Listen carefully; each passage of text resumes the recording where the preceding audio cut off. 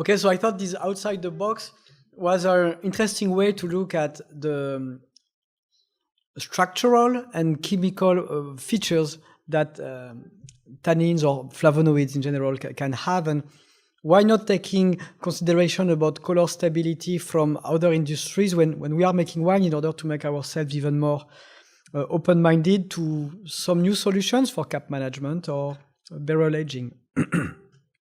So to wrap up, before inviting more practitioners on stage, what did we come up to today in terms of conclusion? Well, in the future, first of all, I think it's quite established that just like we use bloom, just like we use set and veraison in order to pace the different stages at which maturity unfolds, the end of sugar loading is, to me, another reference stage that's going to be more and more important to monitor, considering the effect of heat on the timing of ripening. So if we want to be a little bit better at having a good discrimination between earlier and earlier ripening profile amongst different years or amongst different blocks, we need to have more time markers of the chemical maturation pace.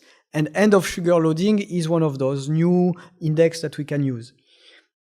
Skin color concentration, as Tori also said, affects tannin extraction, just like the ratio between skin and pulp will also drive the type of tannins that can be extracted.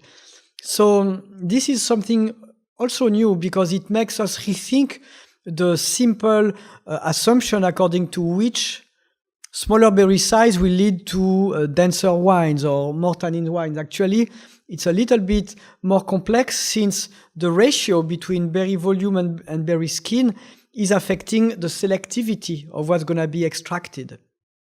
So I think that's important to keep in mind.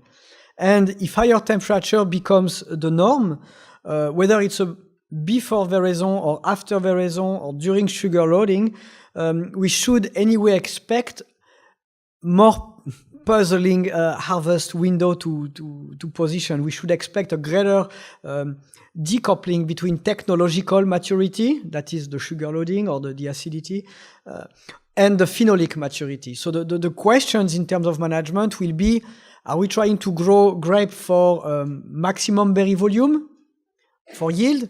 In which case, it will be very relevant to monitor tightly technological maturity and sugar loading and harvest as soon as we hit the peak berry volume, not caring so much about phenolics.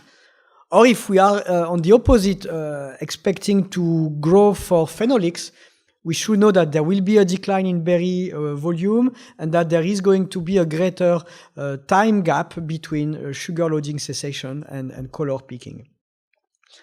In terms of management strategy, well, if we decide to grow for yield ripeness or phenolic ripeness, we will change the timing of irrigation, we will change the timing of fertilization, and we will also change the timing of where to position harvest window. Therefore, the need to be better in the context of precision viticulture at articulating with one another different plant indices in order to get that better ability to improve the timing of decisions.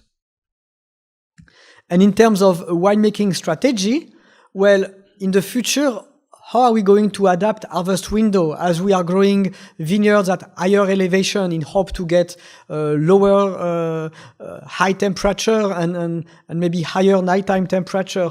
How does all of those decisions affect the maturation kinetics and the positioning of the harvest window? And then once you have stick to a given plan, say you always harvest 10 days after shoot berries are stopped accumulating sugar, and because you know you are at peak color, how is that going to drive the wine profile and the maceration?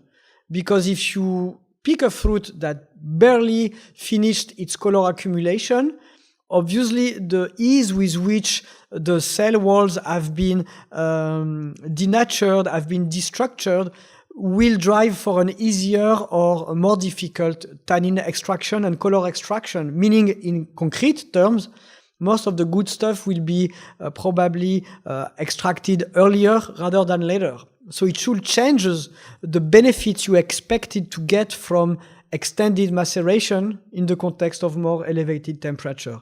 So those are all questions that hopefully we will get insights from with our panelists.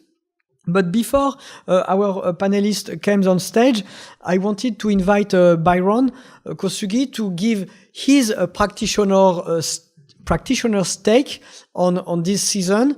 We've been having this relatively high-level discussion, but how can we keep it grounded and make sure that it does translate in terms of practical decisions? Like, it's nice to have those scientific validation of our assumption, but how do we use that in order to make better decisions?